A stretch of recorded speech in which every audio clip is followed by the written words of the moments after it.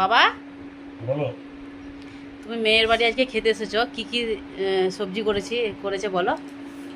তোমার নাতবো, তোমার ছোট বউ। লাল শাক ভাজা বাদাম দিয়ে, তারপর এটা তো শেষ হয়ে গেল। তার মধ্যে এটা হচ্ছে কি শাক বলে এটা, হ্যাংচা শাক। তেতো হাঞ্চা। যেহেতু হ্যাংচা খুব ভালো হয়েছে সেদ্ধ করে করেছো, আলু সেদ্ধ তারপরে দিয়ে। এদিকে কেতুরি ভাজা, আর এদিকে মাছের ঝোল, ভেন্ডি আলু মাছ দিয়ে ঝোল করেছে। একটু চাটনি নাকি? আমের চাটনি, প্লাস্টিক আমের চাটনি। মামনিতে তো অনেক কিছু করতে জানিস রে। তরকারি করেছিস তো? হ্যাঁ, হেব্বি একবার অসম সাবা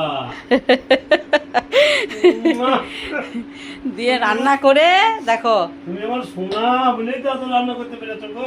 বাবার ছোট বউকে নিয়ে খেতে বসে গেছে। এদিকে আমার ছেলে খেয়ে চলে গেল। এই এই লেবুটা যে রেখে দিয়ে গেল তোদের জন্য।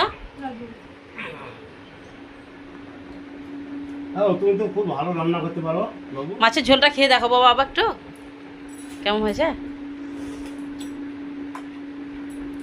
আবার তোর মতন চকচকে বুঝলি, সুন্দর হয়েছে রান্নাটা বুঝলা। ভেন্ডিগুলো একবারে সুপার ভেন্ডি, জালি ভেন্ডি, খঙ্কর মতো।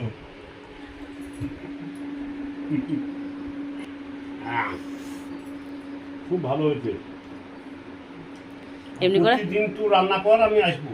হ্যাঁ হ্যাঁ, বুঝলি, প্রতিদিন রান্না করবি, আমি আসবো। ব্যাস। নিজে রান্না করে কেমন লাগছে? নিজে রান্না কি বলবো, দাদা যা বলছে তাই। তাই না না, নিজে রান্না করে নিজে খেতে ভালো লাগে না ওকে? তাও খেতেও তো হবে, রান্না তো করতেও হবে।